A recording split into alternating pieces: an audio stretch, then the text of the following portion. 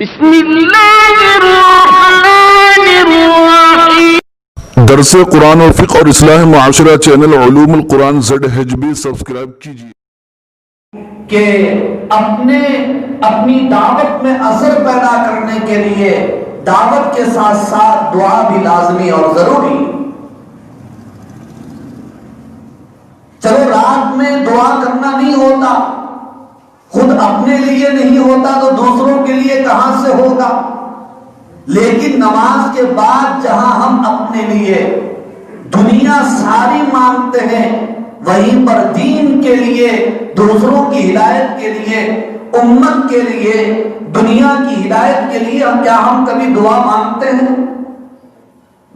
آپ صلی اللہ علیہ وسلم کی یہ سیرت بتا رہے ہیں، آپ کی دعا منظور ہوئی، مقبول ہوئی، اور حضرت عمر ادھر سے ادھر آئے اور اللہ نے حضرت عمر کے ذریعے سے اسلام کو عزت بخشی۔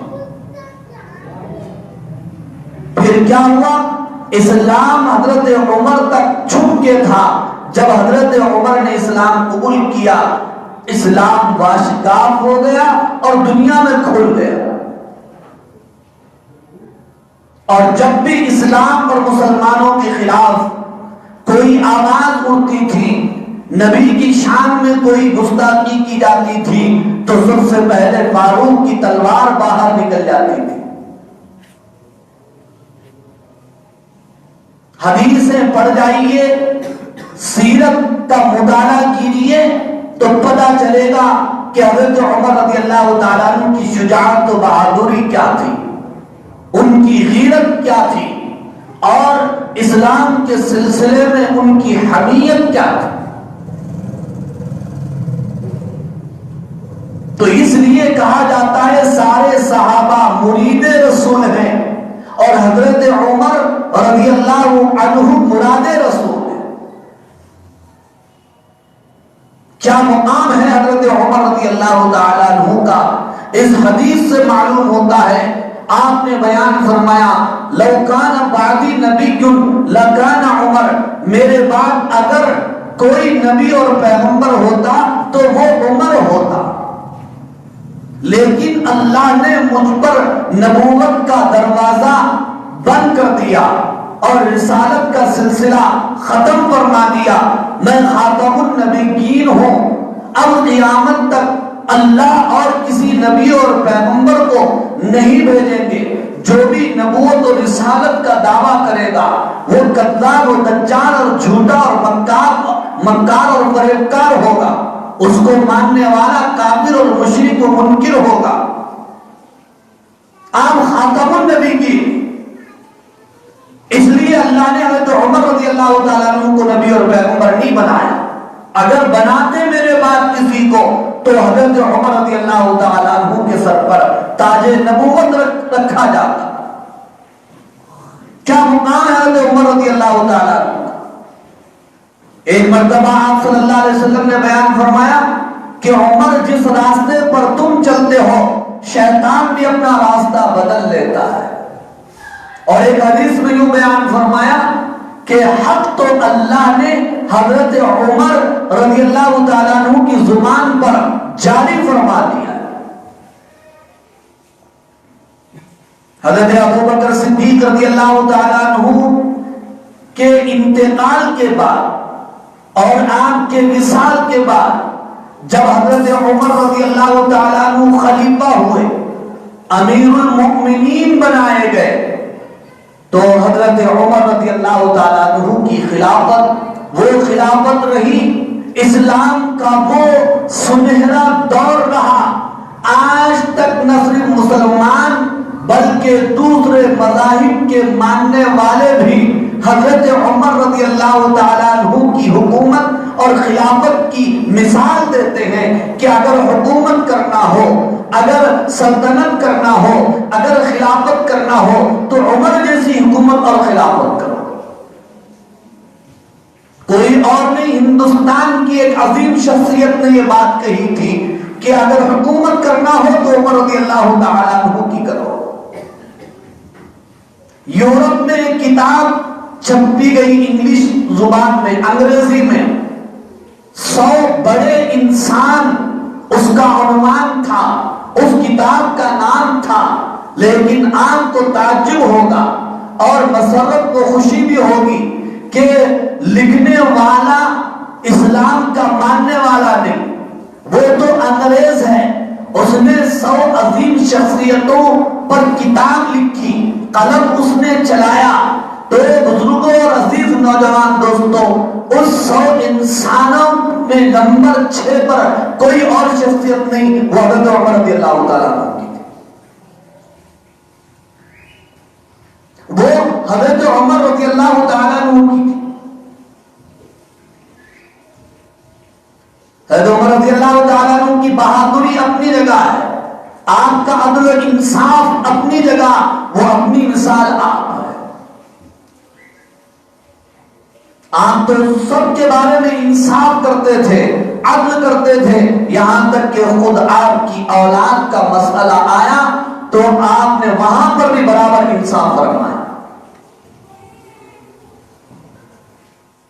ایک مرتبہ آپ کے بیٹے عاصم عراق گئے، وہاں پر لوگوں نے تحفے اور تحائف دیے ان کو۔ جب حضرت عمر رضی اللہ تعالیٰ عنہ کو معلوم ہوا تو اپنے بیٹے کو تنبیہ فرمائی اور یوں کہا کہ یہ تحفے تحائف میرے نام پر دیے گئے ہیں کہ ان کا باپ امیر المؤمنین ہے، خلیفہ ہے اور بادشاہ وقت ہے، اس نسبت پر یہ چیزیں بیٹے تمہیں دی گئی ہیں، تم اسے لوٹا دو اور واپس کرو۔ بیٹے کہتے ہیں کہ والد محترم، میں نے آپ کا نام نہیں لیا اور میں نے آپ کا واسطہ نہیں دیا، میں نے آپ کی نسبت استعمال نہیں کی، آپ کا نام میں نے استعمال نہیں کیا، ان لوگوں نے مجھے اپنی مرضی اور خوشی سے دیا۔ تب بھی حضرت عمر نے فرمایا کہ نہیں، اسے واپس دو۔ ایک وہ لوگ تھے نہ جانے کیا لوگ تھے، اور ایک ہم ہیں نہ جانے کیا۔ اس لیے لوگ کہتے ہیں مسلمان کہاں ہے، قبرستانوں میں ہے یا پھر کتابوں میں ہے؟ زمین پر مسلمان کہاں ہے، زمین پر اسلام کہاں نظر آ رہا ہے؟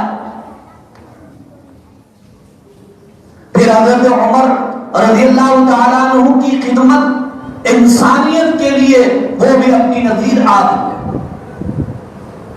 راتوں میں گشت کرنا، اپنی عوام کی مدد کرنا اور ان کا خیال کرنا، روتے ہوں کہ آنسو پہنچنا، یتیموں کے سروں پر ہاتھ پھیرنا اور کمزوروں کی ہمت افزائی کرنا، یہ حضرت عمر رضی اللہ تعالیٰ عنہ کا عظیم کردار ہے۔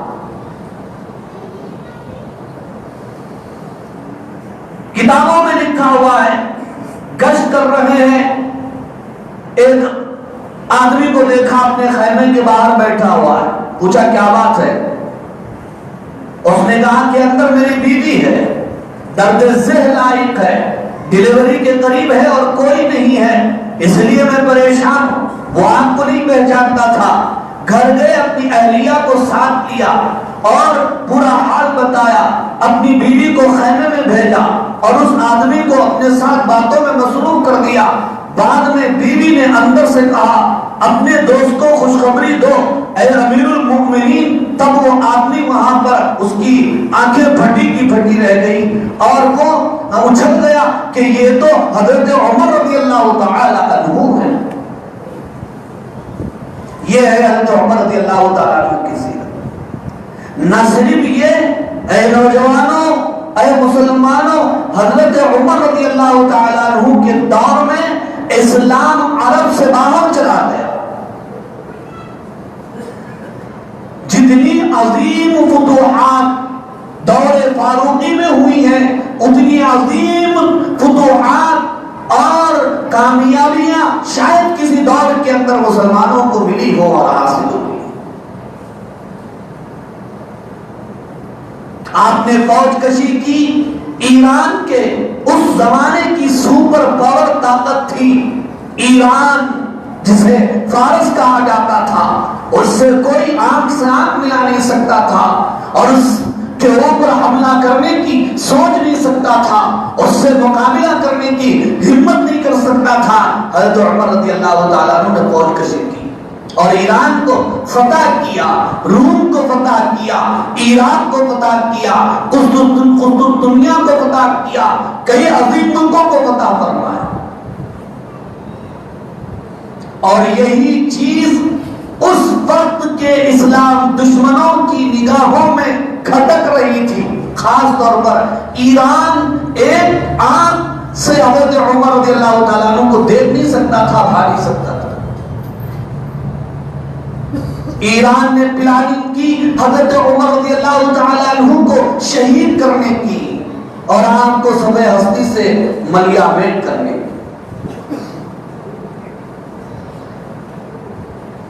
حضرت مغیرہ ابن شعبہ رضی اللہ تعالیٰ عنہ ایک صحابی رسول تھے. ان کا ایک مجوسی غلام تھا، ایران کا رہنے والا تھا. اس مجوسی غلام کو خریدا گیا. ابو لولو فیروز مجوسی ایرانی اسے کہا جاتا تھا. اس کو خریدا گیا، اس کو تیار کیا گیا، اس کو کرائے کا قاتل بنایا گیا اور حضرت عمر رضی اللہ تعالیٰ عنہ کو اس کے ذریعے سے شہید کروایا گیا. ایک مرتبہ وہ حضرت عمر رضی اللہ تعالیٰ عنہ کے پاس آ کر کہنے لگا، میں غلام ہوں، میرے آقا مغیرہ بن شعبہ ہیں، وہ مجھ سے حد سے زیادہ محنت لیتے ہیں، روزانہ 2 درہم مجھ سے وصول کرتے ہیں، آپ اسے کم کرا دیجئے. حضرت عمر رضی اللہ عنہ نے پوچھا تو کرتا کیا ہے؟ کہنے لگا میں نجار ہوں، میں نقاش ہوں، میں آہنگر ہوں، یعنی میں بڑھائی ہوں اور نقش و نگار کا بھی کام کرتا ہوں، لوہار بھی ہوں. تو حضرت عمر رضی اللہ تعالیٰ نے فرمایا کہ تیرے فن کے حساب سے تو 2 درہم کچھ بھی نہیں ہے. جب وہ واپس جا رہا تھا حضرت عمر رضی اللہ عنہ نے کہا کہ ٹھیک ہے تو میرے لیے چکی بنا کر دے گا؟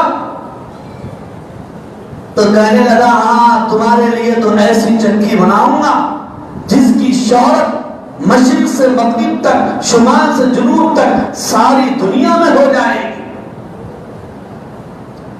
وہ جا رہا ہے، حضرت عمر رضی اللہ تعالی عنہ کی نگاہیں اس کا تعاقب کر رہی ہیں، اس لیے کہ اس نے اپنے اس جملے سے حضرت عمر رضی اللہ تعالی عنہ کو قتل کی دھمکی دے ڈالی تھی. آپ نے اپنے ہمنشینوں سے فرمایا اس نے تو مجھے قتل کی دھمکی دی ہے. تو سب کہنے لگے اسے پکڑ لو اور گرفتار کر لو اور اسے سزا دے دو، اسے قید و بند کی صعوبتوں کے اندر ڈال دو، زنجیروں کے اندر جکڑ دو. حضرت عمر رضی اللہ تعالیٰ عنہ نے فرمایا نہیں، جب تک کسی کا جرم ثابت نہیں ہوتا اس وقت تک کسی کو گرفتار نہیں کیا جا سکتا. یہ ہے عدل فاروقی ہے، یہ ہے اسلام کا انصاف. پھر وہ جا کر کے اس نے پلاننگ کی، ایک خنجر اس نے زہر میں بجھایا اور اس کو زہر پلایا، اپنے اپنے نیفے میں اس خنجر کو رکھا. عمر رضی اللہ تعالیٰ عنہ امامت فرماتے تھے اور اس دور میں جو خلیفہ ہوتا تھا وہی امامت بھی کرتا تھا، کوئی اور دوسرا امامت نہیں کرتا تھا. امامت کا عہدہ اتنا عظیم عہدہ ہے، اتنا اونچا مقام اور مرتبہ ہے. صفیں پہلی صحیح کی جاتی تھی، اس کے بعد عمر رضی اللہ تعالیٰ عنہ آتے تھے اور امامت فرماتے تھے. فجر کی نماز تھی، صفیں صحیح کی گئی تھی، وہ وقت سے پہلے آ کر اس زہریلے خنجر کو لے کر منبر میں محراب کے اندر چھپ کر بیٹھا ہوا تھا. جیسے ہی حضرت عمر رضی اللہ تعالیٰ عنہ نے تکبیر تحریمہ کہا، اللہ اکبر، اور کچھ قرآن مجید کی آیتیں تلاوت فرمائی، وہ فوراً اپنی جگہ سے اپنی گھاٹ سے اٹھا اور اس زہر میں بجھا ہوا خنجر اٹھایا اور پے در پہ حضرت عمر رضی اللہ تعالیٰ عنہ پر وار کرتا چلا گیا، یہاں تک کہ ایک بار حضرت عمر رضی اللہ تعالیٰ عنہ کی ناک میں لگا. وہ گہرا تھا اور حضرت عمر رضی اللہ تعالیٰ عنہ نیچے گرے، لیکن نیچے گرنے سے پہلے اپنے پیچھے سے اپنے مصلی کو عبد الرحمن بن عوف رضی اللہ تعالیٰ عنہ کو بقیہ نماز پڑھانے کے لیے آگے بڑھایا. جان تو چلی جائے لیکن نماز پوری ہو جائے. اور حضرت عمر رضی اللہ حضرت عبد الرحمن بن عوف رضی اللہ تعالیٰ عنہ نے بھی جلدی پوری بقیہ نماز مکمل فرمائی. اور بزرگوں اور عزیز دوستوں، وہ صحابہ کی صفیں تھی، ہماری صفیں نہیں تھی جن میں جھوڑ ہوتا ہے، جن میں اختلاف ہوتا ہے، جس میں کجی ہوتی ہے، آگے پیچھے ہوتے ہیں. مسجد میں نہ آنے کا طریقہ معلوم، نہ مسجد میں بیٹھنے کا طریقہ معلوم، نہ صفیں صحیح کرنے کا طریقہ میں معلوم، اور خواب دیکھ رہے ہیں دنیا کے اوپر ہم حکومت کرنے کا. جو مسجدوں میں اپنی صفیں صحیح نہیں کر سکتے، وہ اپنے دشمنوں کے خلاف اپنی صفوں کو کیا صحیح کر سکیں گے؟ آپ بتائیے. وہ صحابہ کی صفیں لوہے کی طرح مضبوط، سیسا پلائی ہوئی دیواروں کی طرح مضبوط صفیں تھی. وہ ابو لولو فیروز مجوسی ایرانی بھاگ نہیں سکا. سلام پھیرنے تک 2-3 صفیں وہ پار ہوا، اور اس دوران بھی نماز کی حالت میں فرزندان توحید پر، صحابہ اکرام پر وہ حملہ کرتا گیا، جس کی وجہ سے 7 صحابہ شہید ہو گئے، کئی زخمی ہو گئے. لیکن وہ باہر جا نہ سکا.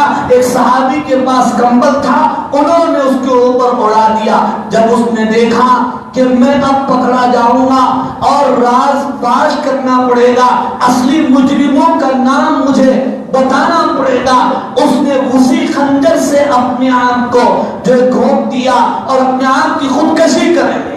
یہ خودکشی آج سے نہیں ہے، یہ مسلمان خودکشی نہیں کرتا.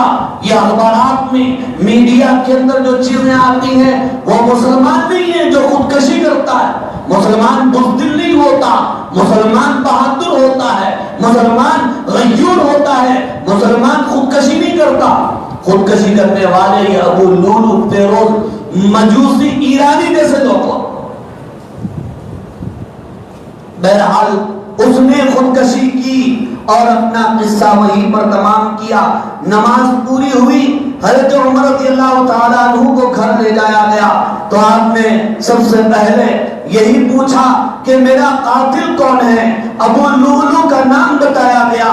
تو حضرت عمر رضی اللہ تعالیٰ عنہ نے اللہ کا شکر ادا کیا کہ اللہ کا شکر ہے کہ میرا قاتل کوئی مسلمان نہیں ہے، ایک اللہ کا دشمن، کافر اور منکر ہے. یہ حملہ کب ہوا؟ 26 یا 27 ذی الحج کو ہوا تھا.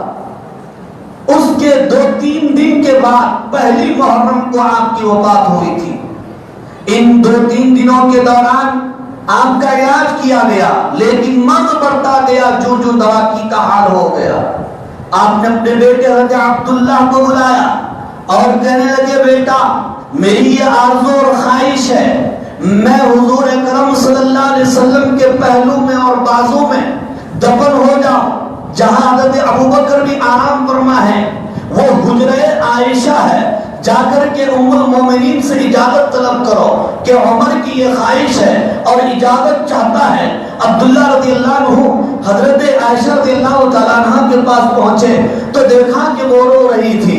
انہوں نے کہا کہ عمر رضی اللہ تعالیٰ عنہ کی یہ خواہش ہے. تو کہنے لگی، وہ آرزو و خواہش تو میری تھی اور میں نے وہ جگہ اپنے لیے رکھا تھا، لیکن عمر مانگتے ہیں تو میں عمر کو ترجیح دیتی ہوں اور وہ جگہ کے لیے میں اجازت دیتی ہوں. اور کیوں نہیں دیں گی حضرت عائشہ رضی اللہ تعالیٰ عنہ؟ بتائیے. جبکہ حضرت عائشہ رضی اللہ تعالیٰ عنہ پر منافقین نے تہمت لگائی، بہت بڑا الزام لگایا تھا. تو جب لوگ تو ان کی باتوں میں آ گئے تھے، یہ حضرت عمر رضی اللہ تعالیٰ عنہ تو تھے جنہوں نے سب سے پہلا یہ جملہ فرمایا تھا، سبحان اللہ بہتان عظیم، ایسا ہو ہی نہیں سکتا، یہ تو بہت بڑی تہمت ہے. آپ نے حضور سے فرمایا تھا، حضور آپ پاک ہیں، اللہ آپ کی زوجیت میں ناپاک بیوی دے ہی نہیں سکتا. اجازت دے دی حضرت عائشہ رضی اللہ تعالیٰ عنہ. جب اجازت ملی تو پھر عمر رضی اللہ تعالیٰ عنہ خوش ہو گئے اور ان کی آرزویں پوری ہونے. کہنے لگی، کہنے لگے کہ میری زندگی کی سب سے بڑی آرزو یہ تھی، اور ان کی سب سے بڑی آرزو یہ بھی تھی، یہ دعا مانگتے تھے اللہم انی اسألک شہادۃ فی سبیلک ووفاۃ فی بلد رسولک، اے اللہ میں آپ کے راستے میں شہید ہونا چاہتا ہوں اور آپ کے رسول کے شہر ہی میں مرنا چاہتا ہوں۔ اللہ نے یہ دونوں دعائیں حضرت عمر رضی اللہ تعالیٰ عنہ کی قبول فرمائی تھی، اور وفات کے آخری وقت بیلنس تو کچھ بھی نہیں تھا، 86,000 درہم الٹا قرضے میں تھے۔ بیٹے سے کہا کہ فلاں لوگوں سے کہہ دو، بلکہ تاریخ میں لکھا ہوا ہے کہ حضرت عمر رضی اللہ تعالیٰ عنہ کا ایک مکان تھا، وہ بیچا گیا، پھر اس سے قرض ادا کیا گیا، کچھ نہیں رکھا انہوں نے، حکومتیں تو کی تھی، کیا رکھا ہے؟ وہی جب انہوں نے اللہ کی مانی اور اسلام کے مطابق انہوں نے حکومتیں کی، مال و دولت تو ہمیشہ رہنے والی چیز نہیں، لیکن آج بھی دنیا میں ان کا نام سورج سے زیادہ چمک رہا ہے، آفتاب سے زیادہ تابناک ہے۔ یہی ہے کہ جو اللہ کا ہو جاتا ہے اللہ اس کے ہو جاتے ہیں۔